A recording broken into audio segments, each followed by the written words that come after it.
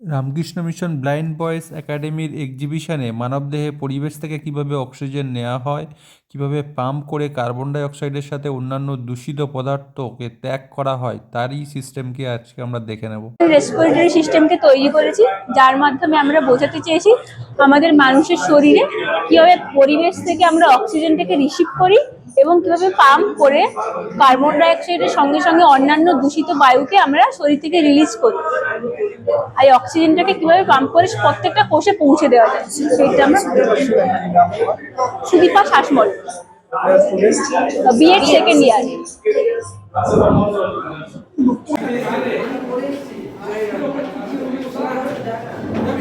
একটু হাত দিয়ে ছবিতে হাত দিয়ে একটু ওটাতে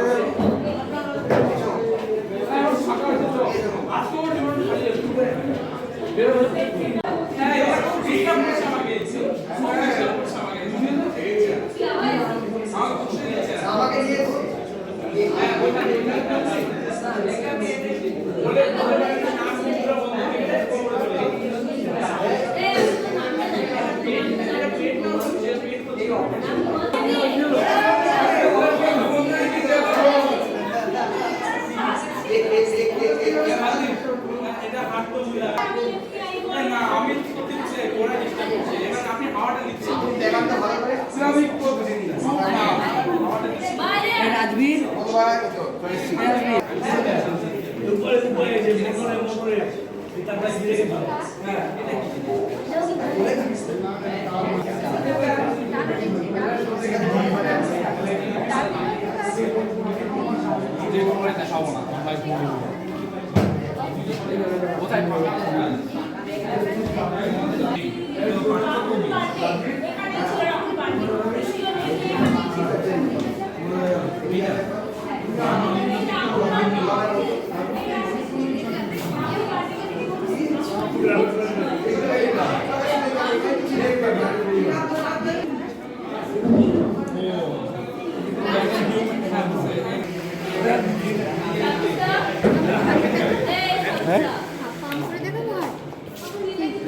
রাজি বললো প্রজেক্ট করলে হাওয়াটা বেরিয়ে যাচ্ছে।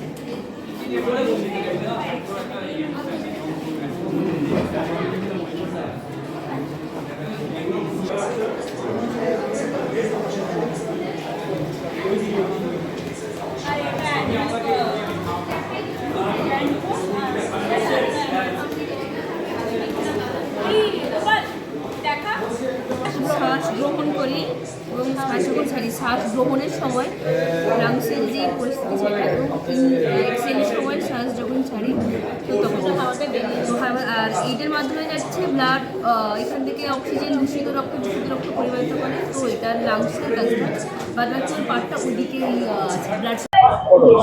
আচ্ছা, আমরা এখানে বোঝাচ্ছি যে কিভাবে ফুসফুস থেকে অক্সিজেনযুক্ত বায়ু গিয়ে সেখানে রক্তের মধ্যে মিশে এবং রক্ত সেকেবারে হৃৎপিণ্ড অক্সিজেনযুক্ত বায়ু গিয়ে হৃৎপিণ্ডে পৌঁছাচ্ছে, সেখানে ফিল্টার হচ্ছে, ফিল্টার হয়ে কিভাবে আবার শরীরের বিভিন্ন জায়গায় ছড়িয়ে যাচ্ছে। দূষিত থেকে যে শুদ্ধ হওয়ার যে প্রসেসটা রক্ত সংবহনের মধ্যে, সেটাই আমরা এখানে ডেমনস্ট্রেট করেছি। রাজীব নাড়ু, সেকেন্ড ইয়ার টিটিসি।